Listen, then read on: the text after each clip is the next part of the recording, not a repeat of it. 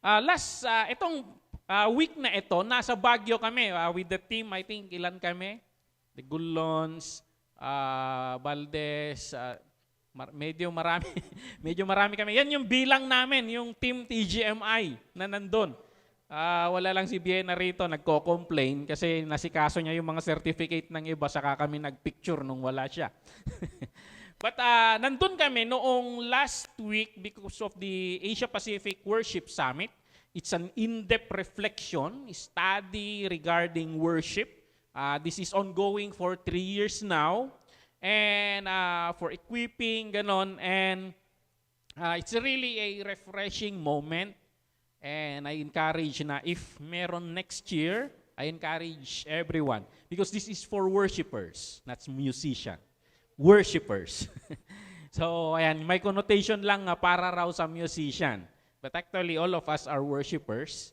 And of course, mas priority yung worship leaders. Now, sa pagpunta namin doon, ito yung pinaka-team ng pinag-aralan namin, engage, which is a puzzling term. What do they mean with engage? But the whole thesis of the convention is that worship happens because God engages us. Nangyayari, mapaspasamak ti panagdayaw, agsipod ta ni Apo Dios, nakipag-ugnayan sa atin. Imay isuna, at dati inaramid ni Apo Dios and we simply respond. Yun yung pinaka-point. Worship happens because God engages us. Pag hindi lalapit ang Panginoon sa atin, we don't even know how to worship. So, yan. God engages us by revealing something good to us.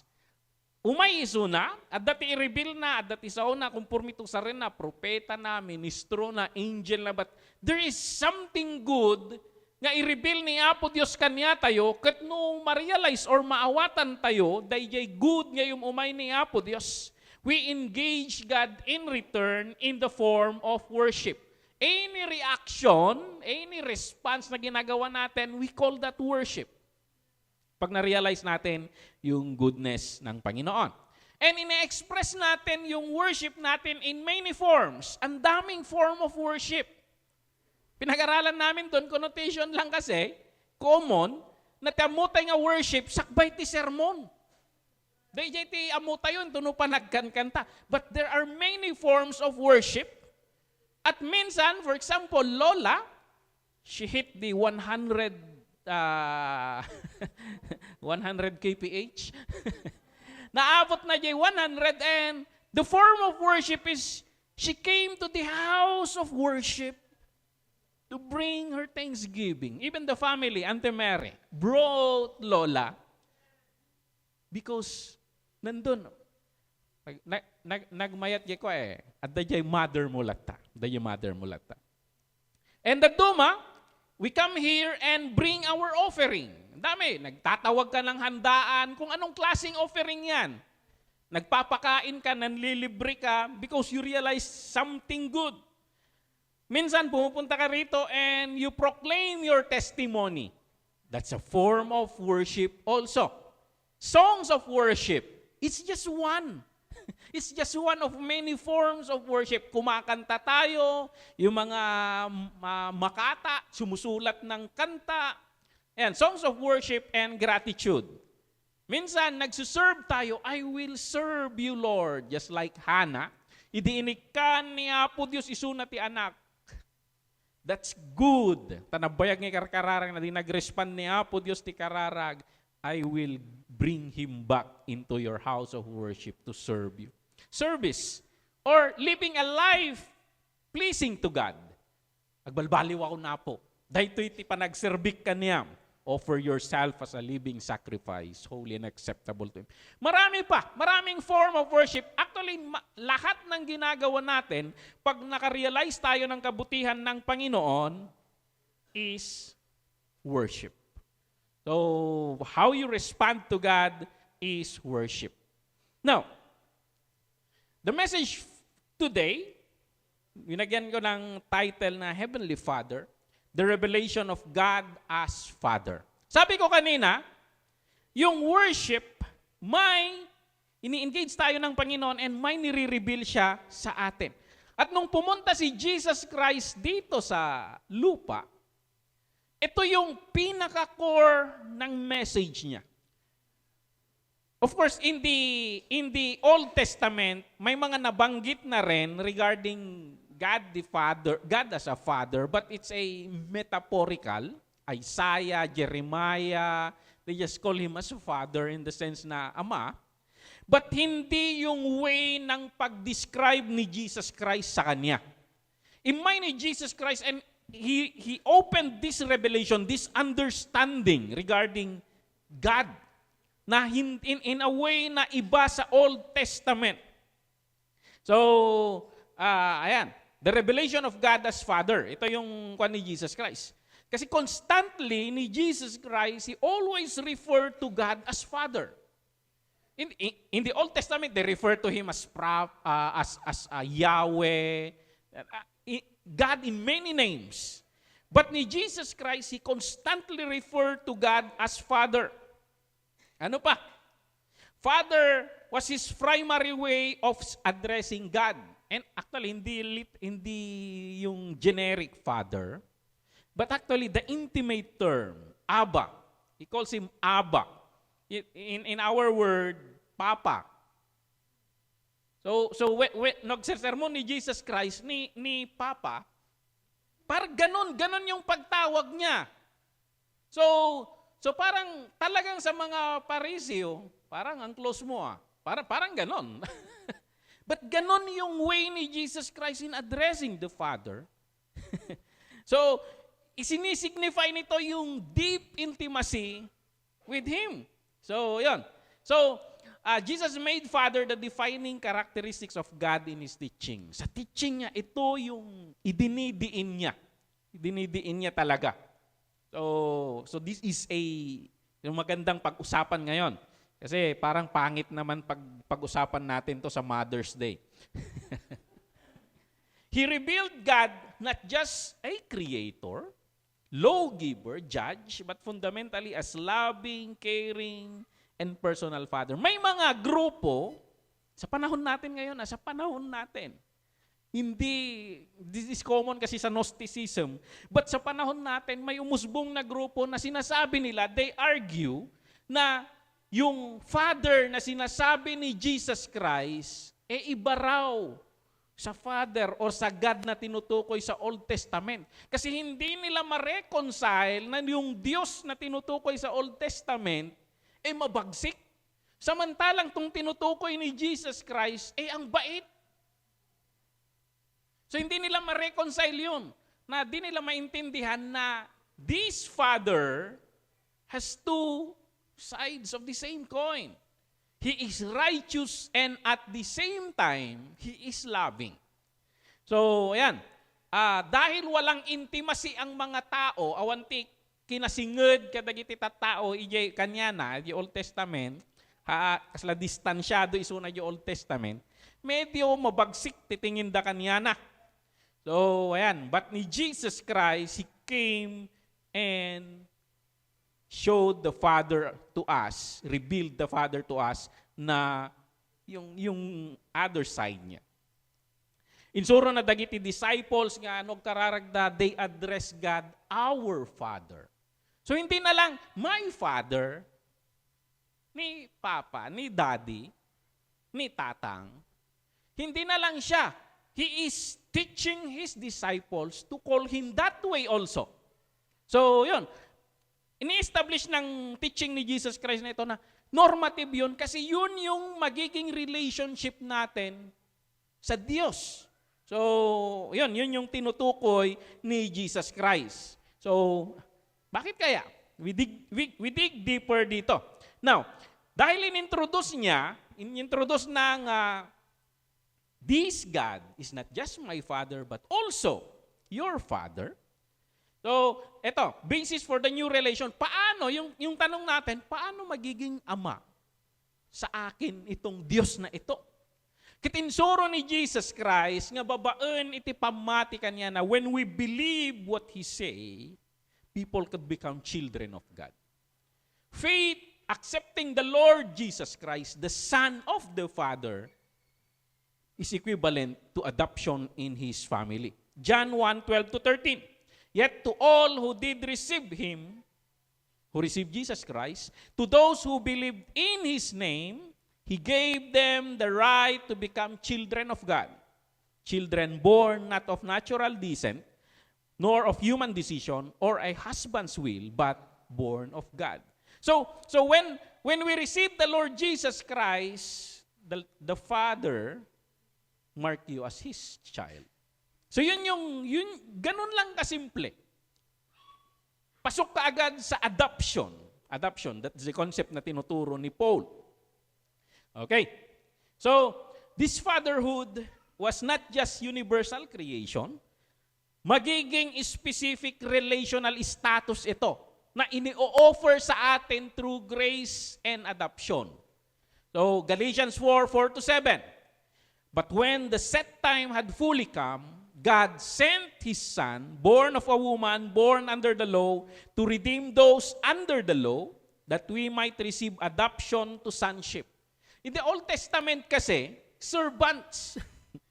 So part na lang iti ka-covenant ni Apo Dios. But in the new covenant, it's adoption to sonship. Because you are His sons and daughters. Pagpasensyahan yung dagiti Hudyo because it's a patristic culture. God sent the Spirit of His Son into our hearts, the Spirit who calls out, Abba, Father. So you are no longer a slave but God's child, and since you are His child, God has made you also an heir. So okay, anong ibig niyang sabihin dito? Yung Holy Spirit. Kasi minsan, di ba, dagiyay babalasan no babaro, no agar-aram ka, iyay ar-aram mo, no agpapaaram ka, iyay kayat mo. Kasi ba? Numapan ka dijay balayda, hindi mo direktang tinatawag na Dad. You always shift to Tito. Dinilaw ko ni Jimwell dahito idi kahit. Nalpasti ka sarta ni Jimwell Tito, Dex, kung kulan. Kinutatang mo. But ibagbagana ni Paul dito'y, ikapil ni Apo Dios ijay puso tayo, ijay Holy Spirit. And then when you pray, you have the realization na He is really your Father. It's natural to you to call Him Father.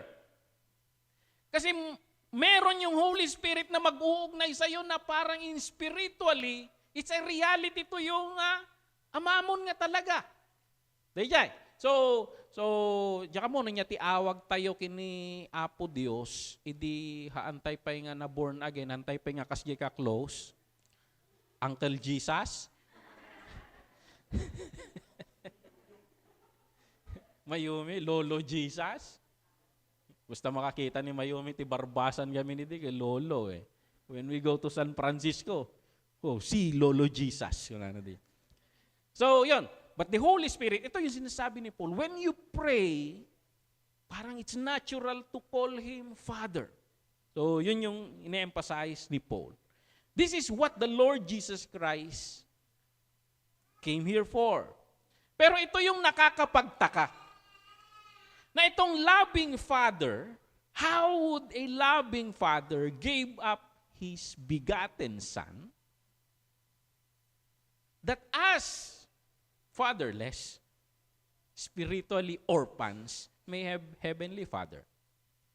Kasi nakikita natin lagi ni Jesus Christ eh. And dito, pag magfo-focus tayo, mag-highlight tayo ni God the Father, masaside track mo dito na kwan eh. The Father gave up Jesus Christ so that tayo na walang spiritual father, tayo na detached from His fatherhood because we went away from Him, will have a father. At dadayan nabuyak nga reels, iyay Facebook, nga he will call legions of angels. ni Jesus Christ, there are 6,000 kasi ang 6,000 na ang isang legion sa perspective ng Romans is 6,000 foot soldiers. And imbaga ni Jesus Christ nga, isang tawag ko lang, may mga nakaabang dyan na legions of angels. There are 72,000 legions of armed angels waiting for a command. Waiting for a command.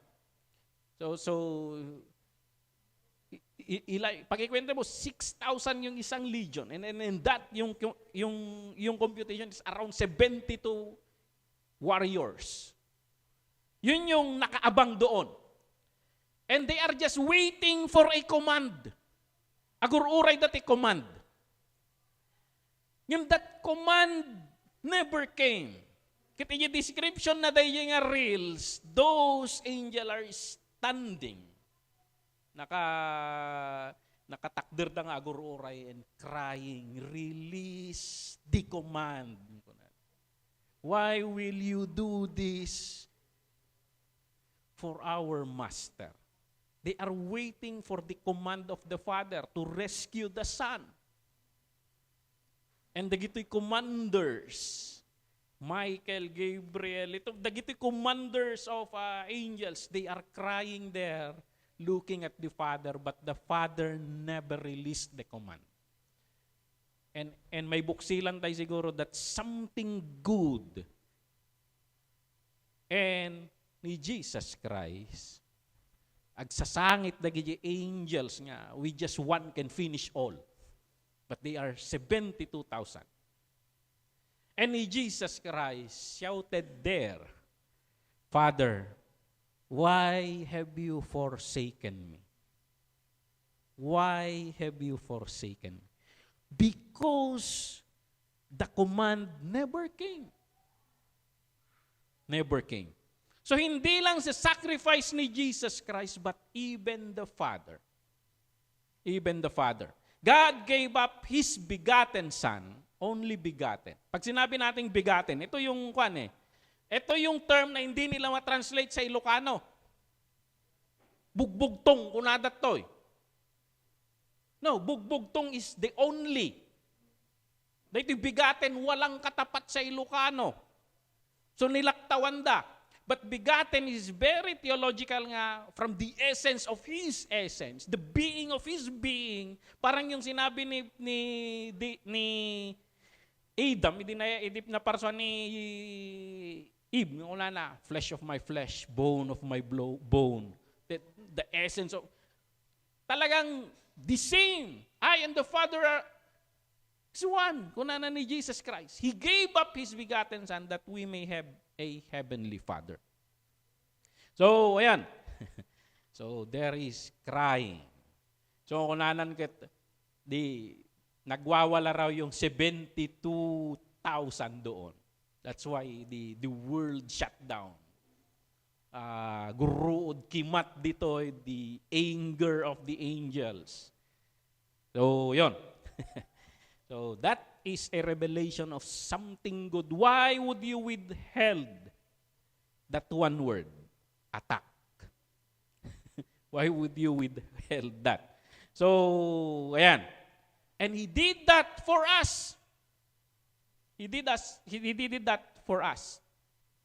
So, nga tinagungar ni Jesus Christ, tell to my brothers, kunana, tadagi jay babae ngay muna, di jay. Tell to my brothers, I resurrected.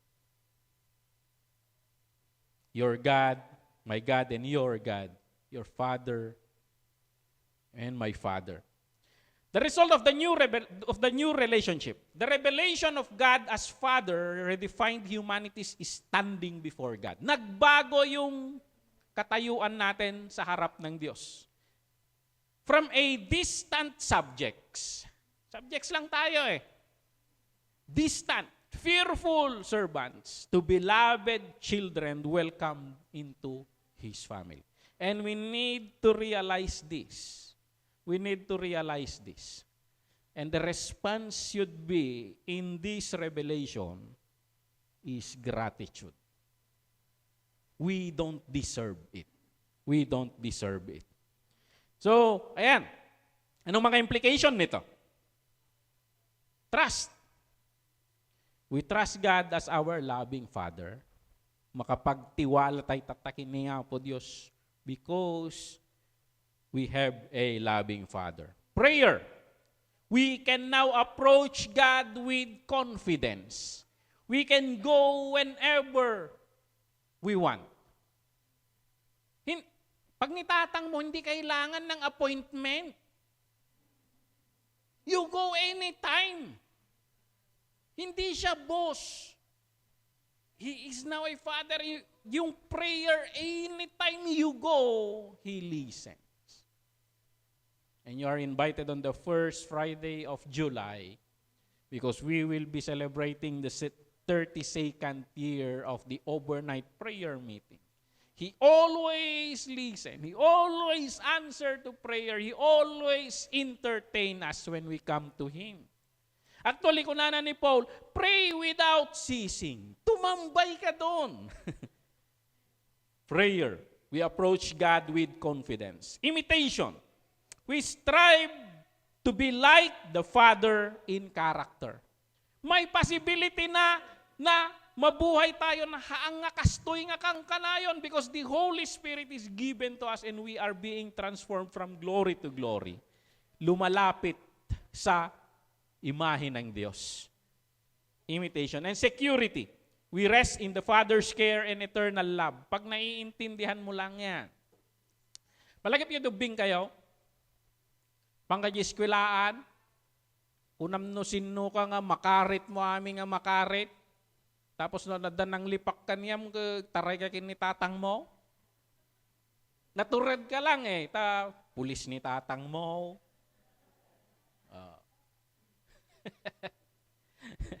Jay. But that concept nandun. Nandun. Makakatayo tayo in that status because nasa likod natin ang Diyos Ama. Madaydayaw ni Apo Diyos. Imitation, we strive to be like the Father in character.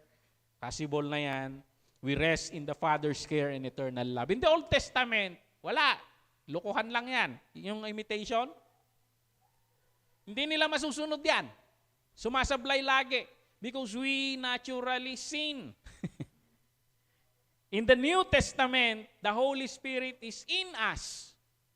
Hindi na tayo yung nagtra-transform sa atin. May nagtra-transform sa atin from the inside. It is the work of God Himself. So, yon. Now, itong revelation na ito, ano bang katangian? Inya dagiti katangian ni Apo Dios nga in-reveal ni Jesus Christ, idi isursuro na ti Dios kas Ama. Kitaan tayo dagitoy. Da sumagmamando ditoy. Okay? Dagito iti characteristics ni God the Father nga insuro ni Jesus Christ. Umuna, intimate and personal. This is something na revolutionary sa kanila. Because meron yung meron yung honorific distance. Meron yung you don't go close na parang tropa mo lang ang Diyos. But idinidemonstrate ni Jesus Christ that this Father is intimate and personal. Aba, Papa, Daddy, Tatang, Amang, nya pati daduma, Tatay, Uncle Ferds, Bro. Intimate, and personal. Hindi kagaya sa Old Testament na you always go to mediators. But ang nire-reveal ni Jesus Christ, no, you can go directly to Him. Madaydayaw ni Apo Diyos. Loving and compassionate. Sundan nyo na lang yung mga texts. You make your study in your homes because mainit. Loving and compassionate.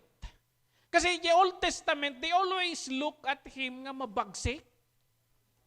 They always look like at him nga pasla daygem na kakang kanayon nga baot. But in reveal ni Jesus Christ, actually He is loving and compassionate. Even the laws given to Moses, no maawatan yu ti intention na dayta, tapno maaladan kayo that you will not go far, far, far, you will not go, you will not stray so far, dayta laws nga dayta, that is grace. Tapno maaladan kayo kat hangkay nga umadayo habang urayan tayo jay right time nga kunana jay Galatians. Even the law is grace of God. He is loving and compassionate. Apay tap, bautan na ti, ay ayatan na. Bautan na tay ayatan na. Kung na no, awan la pakialam na kuma. Who cares? Kung na. Yung ti Apo Diyos, loving and compassionate. Na-reveal dayta ni Jesus Christ. In reveal ni Jesus Christ nga, this God always provides. In legislate na. In the Old Testament, no maawatam lang dagijay laws, because laws, there are intentions behind. Bakit nga binibigay yung laws? Batas kaniya da, nga no pa nag-aapit, diya si dagtitambak, hamugap-gapasin. Because that will go to the orphans and the aliens. Alien nga dayo, nga extraterrestrial. Si papanunot ni Apo Diyos di jay. Taadda, dagi jay. Naulila, awan piman. Hindi system kasi noon, hanga makatrabaho ti babae. Kaya, if you look on the scripture, hindi kagaya kasi ngayon na iba yung perspective natin. Bakit sa Jerusalem, ang ministry nila ay feeding program? Jerusalem Church. They sell everything and they feed widows. Because in that part of the world, hindi pwedeng magtrabaho ang mga babae. Medyo liberal tata. Yung during that time, paano ngayon nung nabalo ka, saan ka makatrabaho? They shift to prostitution. That's how you live. That's how you survive. So, ayan. Kaya minsan, diyan mo no balasa ako no ko. Di napang kami di Vietnam. Di Vietnam kami di city ti Ho Chi Minh, Saigon. Naggadot ti ko di jay. Prostitution. It's a red light district. Now, di maaramid lang dagi jay foreigners because they cannot directly minister kadagiti locals. Prayer walk. Prayer walk. Tata, the prayer walk, they are destroying the spirit of prostitution, kunada. But in my mind, diyan mo no balasak di grupo. You don't shut down prostitution. You give them alternative jobs. Who wants to go there? So yun yung nasa isip ko. That is for survival sa kanila. So yun yung, so parang karkararag di maysa tapos bari-bari kung kunana di maysa. Saka mo. But deep inside me, who wants to go there? Kadagiti babae, who wants to go there? Do livelihood. Maghanap ka ng do business. Give them jobs. And ni Apo Diyos si papanunot di jay. Si papanunot. Providing and caring. Forgiving and merciful. Ayan, forgiving and merciful. The prodigal son. Ni Apo Diyos, madayo ka no madayo ka. Yung nagsubli ka, He will always forgive you. He is always merciful. Like the prodigal son. So may nai-reveal di dyan, idinagawid. Nagaplayak lang nga katulungan, boss, kung na siguro. Mayak lang nag-apply nga katulungan. Yung reaction niya po Diyos, sinuutan na ti kagay, Inikan na ti singsing, subli na di status na from the family, inikan na ti sapatos. Because slaves during those times don't wear shoes. You are not a slave. So, agri-reject absat na. Yung tiso, reaction ni Jay Amadi Jay kay kunana. Your brother died. Your brother died. This is a new one. Kasi yung dating siya, rebelde, matigas ang ulo, but someone came back different, humble, know how to, alam niya yung kalalagyan niya. He's a different one. Your brother died. So, yon, forgiving and merciful. Kaya pag tumatakas ka sa Panginoon, go back. Go back. Because itong ama na ito, di sumungsungad yan anak na sinabat na nga pataray. Sinabat na nga pataray.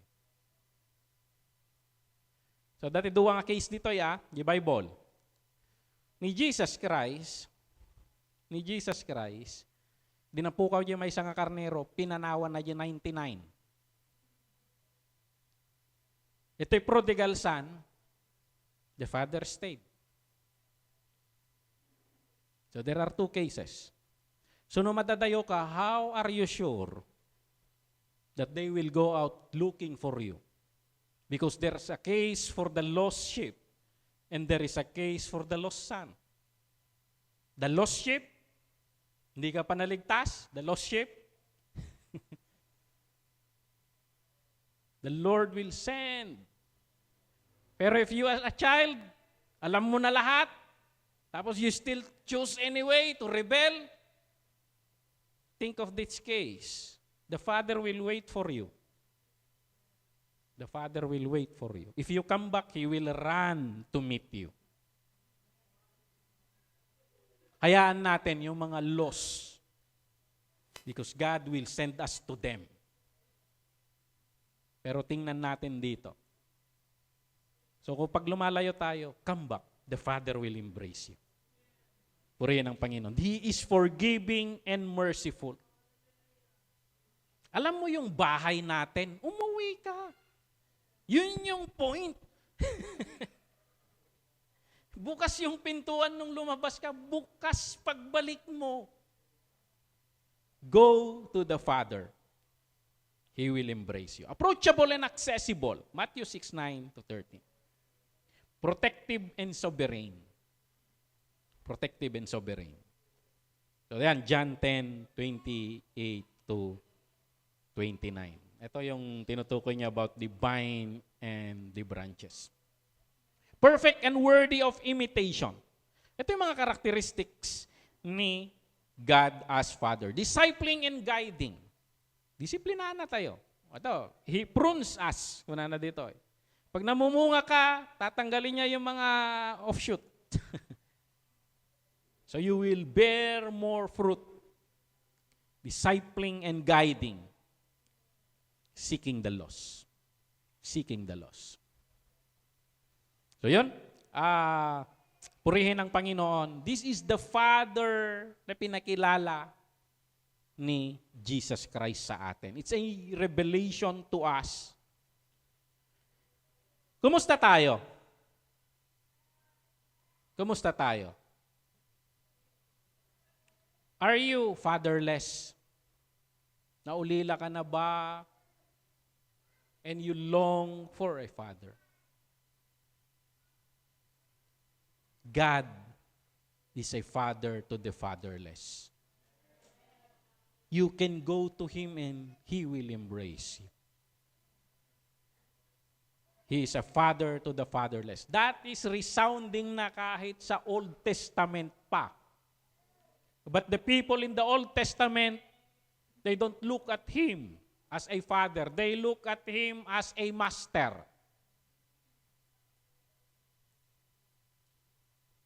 Is your father not an ideal one?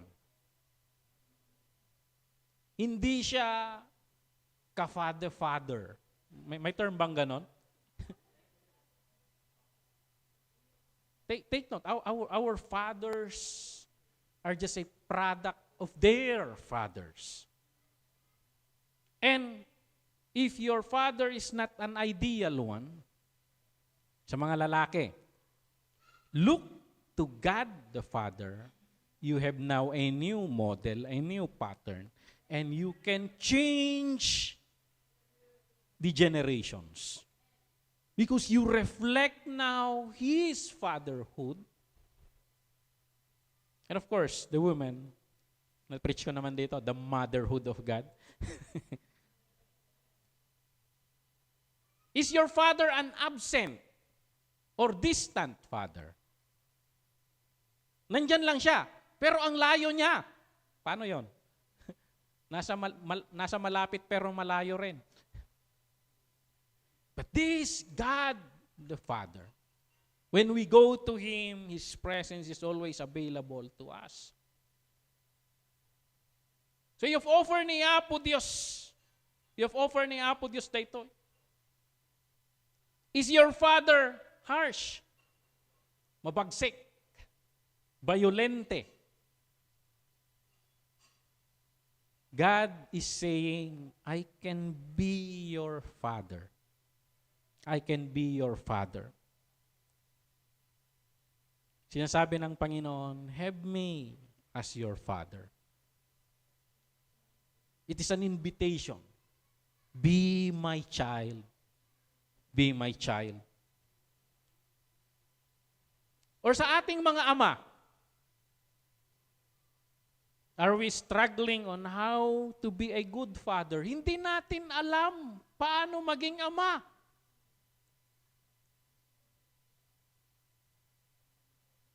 Sabi nga ni Sister Ivy, there is no Father 101 na subject. And we struggle, paano ba?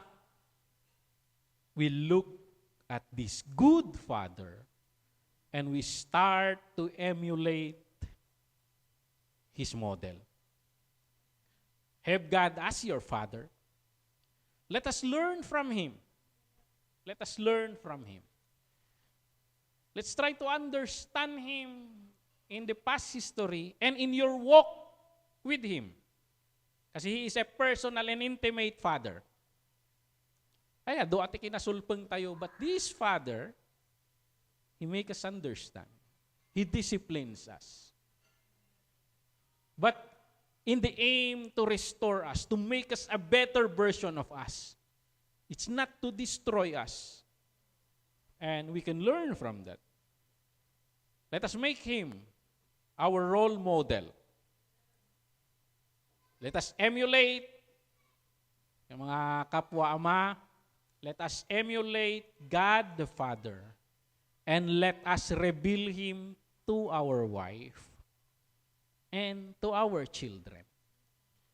Ni Jesus Christ, kaya na nga i-describe, i-explain Him amon ni God the Father because they are one.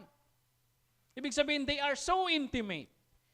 When we build our relationship with God the Father, ang nakikinabang yan, pamilya natin. Because naturally, na-emulate natin yon. Nagiging ugali natin kung ano yung kahalubilo natin. Let us emulate and reveal Him to our wife and children. Let us have a personal relationship with the Father. So ito yung engage. God engaged us by sending His Son to reveal that there is a Father who is willing to adopt us. And we simply accept His Son and we will become His children. So this good Father, pag ma-realize natin ito, we will burst in worship. So today, together, let us greet God. Happy Father's Day. And to our fathers here. Happy Father's Day also. Madaydayaw ni Apo Dios, may we realize this goodness of God, and the best way to worship Him is to become a father just like Him. Madaydayaw ni Apo Dios.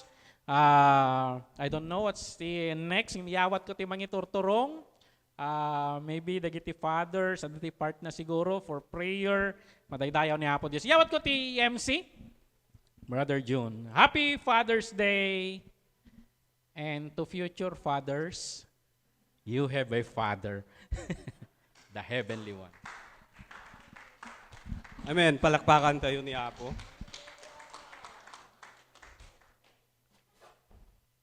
Kunana ni Pastor, maging father tayo. Yung mga father, maging father tayo sa mga ating mga anak. But before that, we have first to emulate God the Father. Okay? So that we can reveal Him to our wife and to our children. Amen? Okay, so next is that I will call here all father. Punta po kayo dito lahat, yung mga father, para I think Pastora will be the one to offer us prayer. Okay? Mga father po, punta po kayo lahat dito sa harapan. Okay.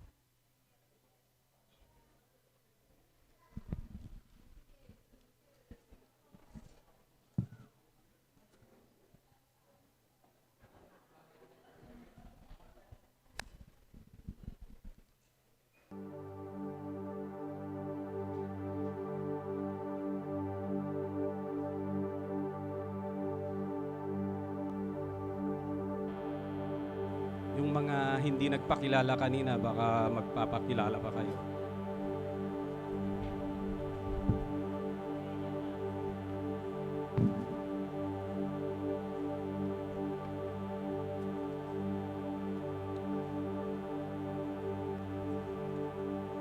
Praise the Lord. Dapay amma dita. Hallelujah. Dawatag man nga makipagtakder iti tunggal may sa kadapay.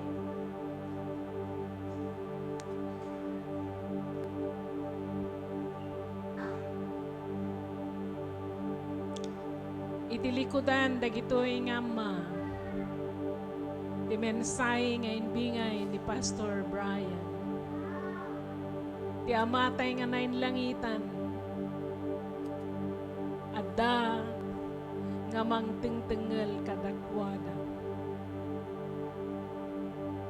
Nagbalin nga iso ti ama.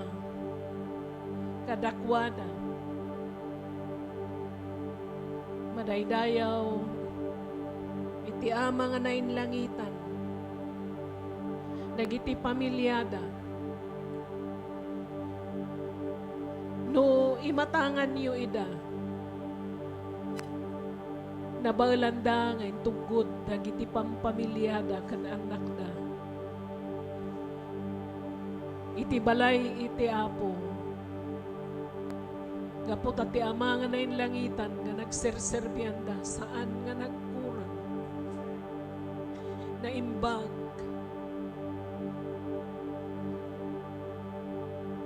Ti suamin ti kongregasyon iturong yuman ti imayo kadakwada.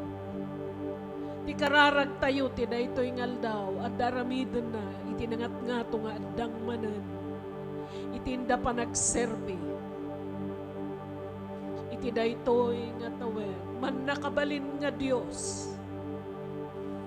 Iti ima ti tunggal may sa apo, si tutuyong kadagito'y nga mama. Ngayon kaintalak, ti da ito'y nga iglesia. Tinalak mo, iti maysa ken maysa kadakwada, iti panangidaulo apo, iti nadyusan nga wagas. Inyanak mo, iti pagaryam, kat nagbalin da nga nanak mo. Ananak ti kinalintag, kat madaydayaw ka. Nasunutan da, Apo ti imahe nga kayat mo nga ng suplianan, titunggal may sa kadakwanan. Marik nami da ita, Apo, itinda panagitugtugot ti pamilyada. Kadwa da, Apo, iti panagserbiken ka. Madaydayaw ka, ti kinaimbag mo, kas nailawlawag ka na, Apo, na ipakaawat, na ipagsep, ti tunggal may sa kada kami, iti kababalin mo nga Ama na inlangitan. Narod, Apo, daitang kababalin, Apo, may talimang ka nagiti kaunggang nagiti puspuson. Saan nga nalakat ti mangidaulo, Apo, ipagtangan nga pagkin kaawan tinarigat. Itnam nga ron tinadyusan, Apo, nga panarabay pambulot. Tinangisa Adam kadakwada san lang niya ipagtangan niya muray pa iti iglesia. Kas nanaganan kami Aminora Christian Worship Center. Sintro dagiti dayag tilawag mo, Apo. Lingad mo nga ron titunggal may sa kadakwada iti krus mo. Kat sika, Apo, ti makita na kadagiti panagbiyan na. Saan da nga perfecto nga Apo from glory to glory at anayon mi da, Apo. Katuwa po Diyos danggayan mi da in their leadership. Apo Diyos, katulungan, dagiti asawa, Apo, insaan mo, nga kadagiti awan nga banag, Apo, nga paglaingan kadakwana. Intalak mo, kadagiti ayatanda nga asawa, Apo. Tapnon, agbalin nga natipker ti leadership na, Apo, iti nangilugaram ti pagtangan. Madaydayaw ka ti presensya, kadagiti nagdangan mi. Kasi tagtagay mi, dagito'y nga ma, iti na ito'y nga iglesia, kadagiti pagtangan na. Iambong mo, tinapatag nga daram kadakwana. Punwa mi dati kinalaing kan kinasirin. Kadagiti amin nga choices na, Apo. Sikat ikang runan nga birugan na. Sikat ikaimbagan nga direktor, kadagiti biyag na, Apo. Tuwa po Diyos ang balin na, Apo, apag umisog na kiti amin na, Apo, ngay banat. Madaydayaw ka, iti kinaimbag mo, tarabayan mi na, salakniba mi na, ilisi mi na, kadagiti anyaman nga pakadadaalan, protektara mi na, kadagiti amin nga panagdalyasyak na iti panagbiag, kat pagbaligyan mi na, Apo. Katuwa po Diyos, tinayag mo saan ka di nga mapukaw. Katuwa po Diyos, ang talinaan sa diyay na itangapagsilawan. Katawa po nagiti anak, tuladan na nagiti anak, kasandang mo, ayatan mi nga man. In-give up mo ka na kami ni Apo Isus na tumandan kami, tinainlangitan nga, Ama. I-bless mo na gito'y, Apo, nga Ama, ti pagtangan. Madaydayaw ka, Apo Diyos, ti panangaramat mo kadakwada nga nainsingsingay. Ngarod, ti parabor mo, kumuyom ka nagiti dagop, nagiti aldalda, katapo punwam, ti adu nga balegi, Apo, iti panagserbi na ken ka. Nagito iti kararag kan dawat mi, ken Kristo Jesus nga, Apo mi, ti tunggal may sa kunana, ti Amen. Amen. God bless you, MCWC Father. May I ask all the fathers to stay first in front? Part of our being a father, we're going to sing a song while the congregation is bringing their tithes and offerings. So fathers, we did not practice, but then we are always ready to show our children, our family, amen, our love to them. So may awit po dito na naihanda, we can just follow them.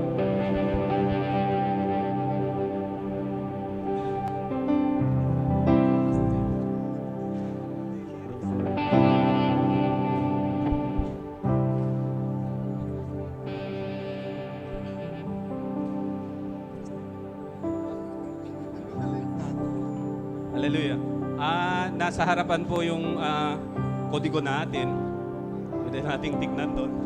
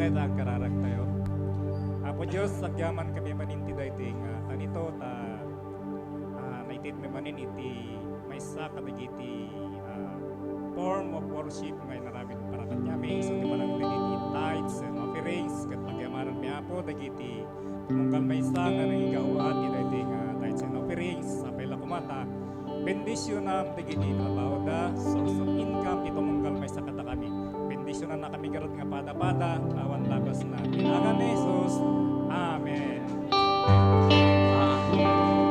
Hallelujah.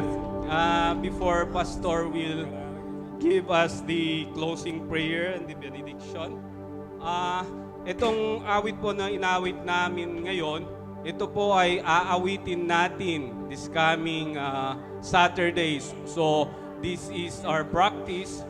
I'm inviting you all na dadalo po kayo para aawitin natin this coming Saturday.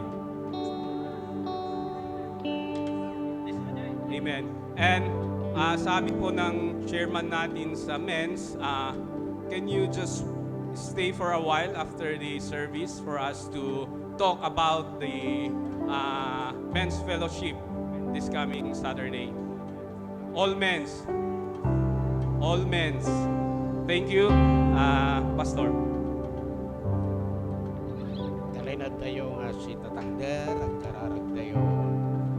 Manakabalin nga Diyos, manaydayaw ka, dinaramid mo apo, dinaytoy, nagdaw, hindi pa nagtitipon ni nga nagdayaw kin ka.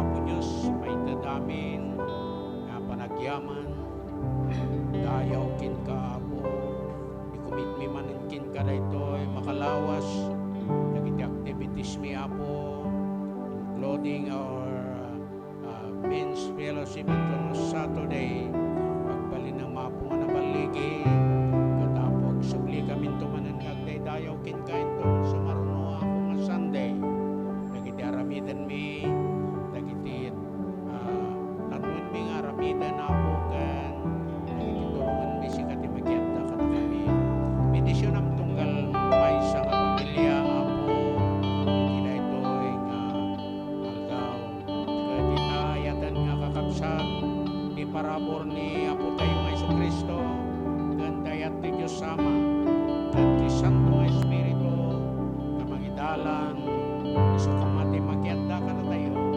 idakandag na nayo, awan din ka na, tunggal may isang natay ni Apo.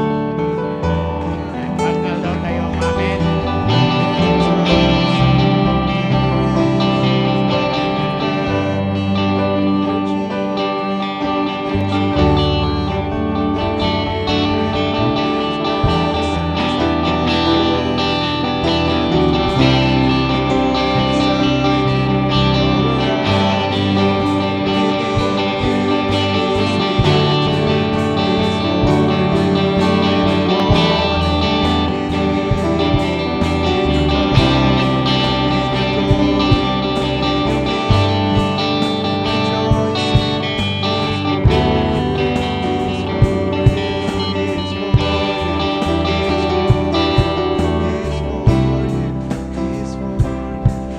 Amamin nga men, please, 45 minutes lang, at dalang ti basit nga pagsasaritaan tayo panggabigay pa.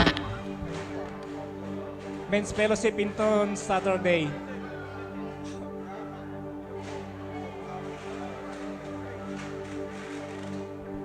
Mabit lang atoy, mabit lang. Men, please, stay for a while.